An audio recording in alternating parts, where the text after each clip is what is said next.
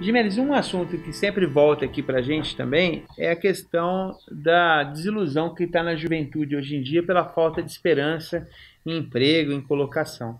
Sim. Tanto a juventude que procura trabalho, quanto aquelas que já saíram da escola e que fica aquela história da juventude nem, né? Exato. Que ela nem estuda, nem trabalha e... Como que fica assim? Um país onde tem uma juventude que não tem esperança é um país sem esperança, né? Sem esperança, sem futuro. Porque tem que investir na juventude, senão não tem futuro. Mas nós estamos colocando aqui uma notícia boa. Fala aí. Sim. Saiu essa semana, Paulinho e amigos, o TJ São Paulo, o Tribunal de Justiça de São Paulo, fez uma parceria com a Prefeitura e vai, através da Fundete, né, que é a Fundação Educacional para o Trabalho, acho que é Sim. isso, né? Fundete? O que é a Fundete aqui? É a Fundação de Educação para o Trabalho, fundada, acho que no governo do Nogueira Pai, há muitos anos. E baseado na lei do Jovem Aprendiz, que é uma lei de 2001, né, que previa que até 5% das contratações das empresas deveriam ser feitas pelo jovem aprendiz, que recebe uma bolsa e aprende e tal, né? Parece que não chegou nem a 2% no Brasil, esse 5% nunca foi atingido. Então, Ribeirão Preto acho que tem 150 vagas pela Fundete nesse projeto de jovem aprendiz. O TJ São Paulo vai abrir 60 dessas vagas, 50 delas para jovens em liberdade assistida da Fundação Casa. Então é um bom projeto. Um bom projeto. Um bom projeto. E que mostra para Ribeirão Preto a necessidade de se pensar na juventude. E vai atender justamente aquela juventude que está com maior dificuldade, né? Exatamente. São pessoas que já tiveram algum tipo de desajuste social, né? Sim. E isso pode trazer uma esperança para esses jovens. Ó, só para vocês terem uma ideia, né? Dados do IBGE. Brasileiros entre 15 e 29 anos, a taxa de desemprego chega a 24%. 24%. 23% da faixa etária de 15 a 29 anos é aquilo que você falou, nem. Então, o menino de 15 anos, ele nem entra no ensino médio, ele desiste do ensino médio e ele não encontra ocupação. O jovem já adulto, de 25, 26, 27 anos, ele perde o emprego, ele nunca fez uma faculdade, então ele fica na condição de nem, sendo sustentado pelo pai, pela mãe, pelo tio, pelo parente. Eu diria que esse jovem ele sai da escola com a perspectiva que tem que sair para trabalhar, e aí ele não consegue voltar para a escola e nem arrumar emprego. Exatamente. Como que faz, bicho? Ou vai arrumar um emprego, por exemplo, da questão da uberização, que a gente falou, que tem tudo a ver com o empobrecimento e a precarização do sistema educacional. Tudo tem a ver com o projeto de país. E é a juventude uma das faixas etárias que mais sofrem. A outra que sofre muito são as idosas, principalmente falando idosas de mulher, porque as mulheres idosas é outra faixa etária que sofre demais num processo de crise como essa. Terrível. Ricardo, agora sim, por exemplo, a gente está falando aqui desse projeto pelo Tribunal de Justiça que vai contratar esses jovens. Mas o problema é maior, né? Assim, a gente poderia ter outros projetos. E aqui na nossa análise a gente coloca algumas ideias. Queria que você abordasse essas propostas como colaboração para quem vai disputar as eleições agora, Exatamente. talvez colocar em prática. A gente tá no ano eleitoral, que é um ano que, queira ou não queira, é um ano que propicia o debate político. Claro. Né? As pessoas acabam se aproximando mais da política. Vai pensando um pouco mais sobre os problemas da cidade e possíveis soluções, né? Então, assim, o que o município poderia fazer para a juventude? Que eu acho que tem que pensar a juventude até por um projeto de futuro, porque senão não tem futuro sem a juventude. Se a gente for olhar, nós falamos aqui agora 15 mil famílias na condição de sem teto. Quanto disso é jovem? Né? Pelo menos 33%, 40% disso é jovem. Sim. Qual é a questão desses jovens, né? Então, o jovem periférico, o jovem que mora em uma ocupação, o jovem negro, o jovem LGBT, o jovem deficiente. Tem uma dificuldade enorme para os deficientes se integrarem na sociedade. E o jovem que é deficiente, como é que acontece isso, né? Claro. Então, assim, é toda uma questão da juventude que eu acho que o poder público tem que se debruçar e essas discussões têm que ser feitas agora. Por que não a prefeitura, como poder público, instituiu uma coordenadoria de juventude em Ribeirão Preto? Já teve em Ribeirão, né? Então, que pudesse pensar a juventude. Por que não lutar? Pô, Sertãozinho tem... Coordenadoria de juventude foi muito importante. Eu lembro até que eu tinha vários colegas assim que trabalhavam nessa área aí. Eu lembro do Leandro Alcazar, não é? Encontrei o Leandro esses dias. que trabalhava e pensava como que poderia desenvolver as questões da juventude. Exato. Então, eu não sei se administração, acho que não tem alguém que pensa eu acho que não tem. sobre a política para essa faixa etária. Então é fundamental, você que vai sair a prefeito, a prefeita, principalmente os nossos candidatos a prefeito dos partidos de esquerda, tem essa proposta, criar uma coordenadoria de juventude em Ribeirão Preto que vai pensar somente a juventude, né? Sim. Outra coisa, Rio Preto vai abrir agora, em meio a todas as crises, um campus do Instituto Federal. É outra reivindicação antiga. Sertãozinho, né? Tem um campus do Instituto Federal. Por que Ribeirão Preto não pode ter? Quem batalha muito por isso é o nosso colega também, Zé Elias.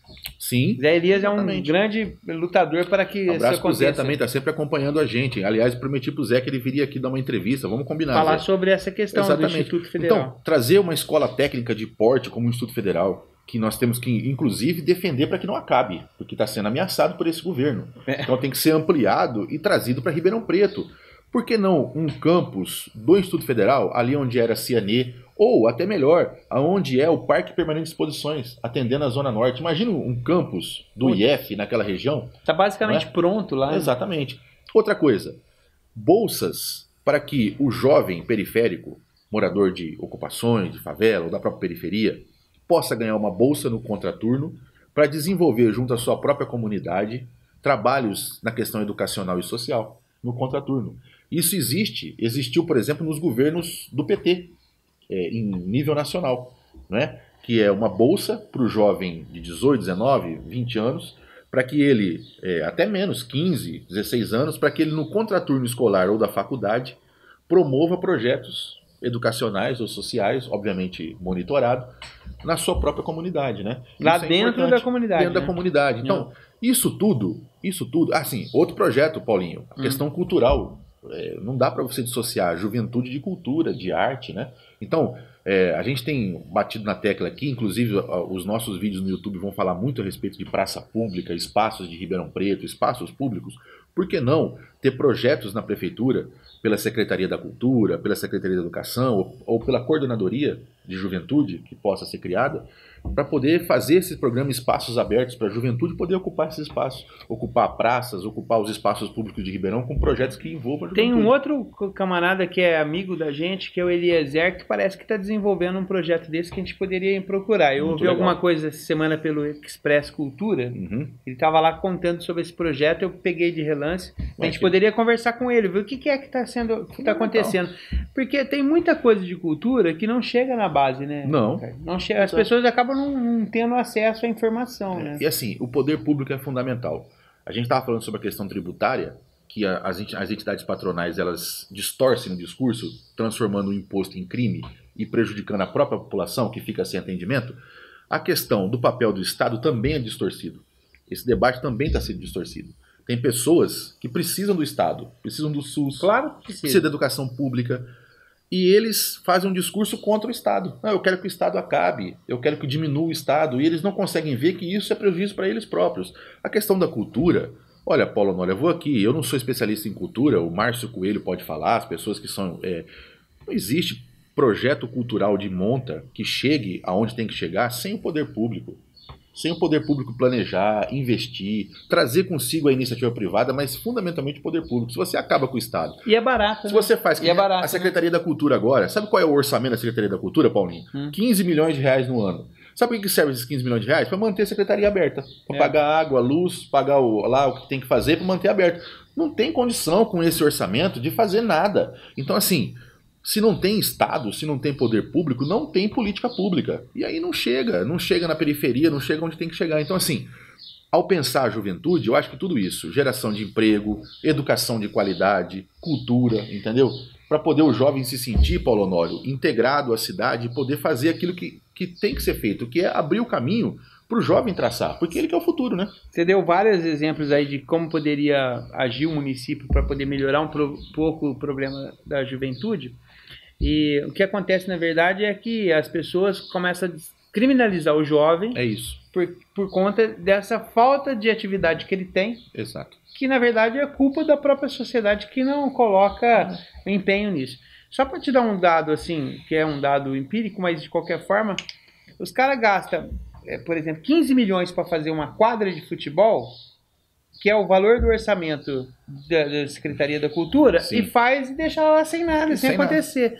Então, às vezes, uma construção da prefeitura que não foi discutida com a sociedade é maior do que todo o orçamento de uma secretaria que serve somente para poder manter a secretaria aberta. Exatamente. Você vai no bairro da periferia, o que o jovem tem de oportunidade ali? Ele tem o bar, ele tem a biqueira. E ele tem também, mas tem inclusive os equipamentos, só não tem o estímulo para poder... E o projeto para acontecer. Então, se você faz uma política pública de verdade para a juventude, você consegue gerar oportunidades para essa juventude em termos culturais, em termos de emprego, em termos de educação, e você consegue, inclusive, equacionar a questão das drogas, a questão da violência, a questão da criminalidade, porque se você... amenizar pelo menos, né? Por exemplo, coloca alguma coisa para disputar com isso. Exatamente, né? Exatamente. Então, assim, ó, olho vivo aí, eu acho que a questão da juventude tem que ser um dos assuntos centrais nessa eleição.